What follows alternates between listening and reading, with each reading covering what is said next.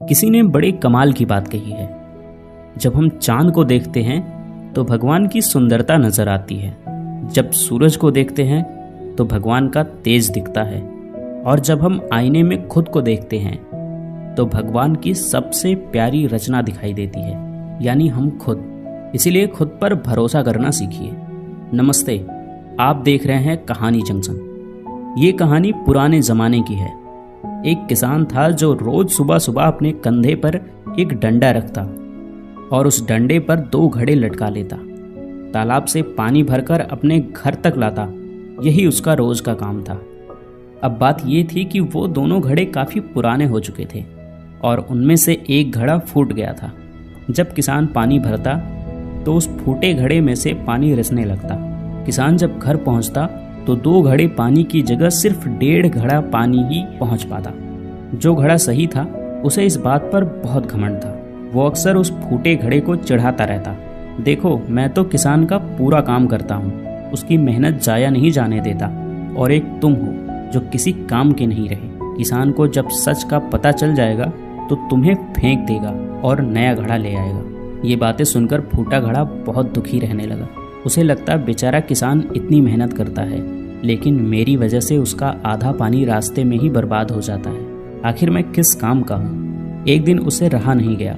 उसने किसान से कह ही दिया, मालिक, आप रोज इतनी मेहनत करते हैं, पर मेरी वजह से आपका आधा पानी रास्ते में ही गिर जाता है। अब वक्त आ गया है कि आप मुझे छोड़ दीजिए, किसी नए घड़े को ले आइए। हाँ, बुरा तो लगेगा, पर सच यही है कि अब मैं किसी काम का नहीं रहा। किसान मुस्कुराया और बोला, अरे पागल, तू इतना दुखी क्यों होता है? मन छोटा मत कर। कल सुबह जब हम फिर से तालाब से पानी भरकर लौटेंगे तो रास्ते में एक चीज देखना, फिर बात करेंगे। अगली सुबह किसान फिर वही काम करने चल पड़ा। डंडे पर दोनों घड़े लटकाए, तालाब गया, पानी भरा और वापस चल पड़ा। लौटते वक्त फूटे घड़े ने देखा कि रास्ते के किनारे खूबसूरत रंग बिरंगे फूल खिले हुए थे।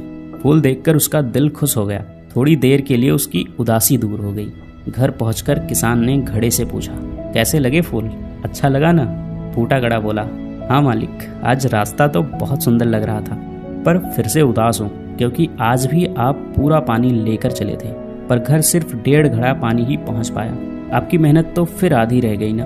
किसान ने प्यार से कहा, तुम्हें पता है वो सारे फूल तुम्हारी ही वजह से खिले हैं। तुम्हारी तरफ ही क्यों खिले थे ये पता है? क्योंकि मुझे बहुत पहले से मालूम था कि तुम फूट चुके हो। इसीलिए मैंने क्या किया, बाजार से बीज लाया और पूरे रास्ते में जिस तरफ तुम लटकते हो वहाँ वो बीज बो दिए। जब भी तुमसे पानी टपकता वो बीज सिंच जाते और धीरे धीरे वहाँ इतने सुंदर फूल उगाए। रास्ता सज गया, वो भी तुम्हारी वजह से। मुझे तुम्हारी कमी पता थी, लेकिन मैंने उस कमी को ताकत बना दिया।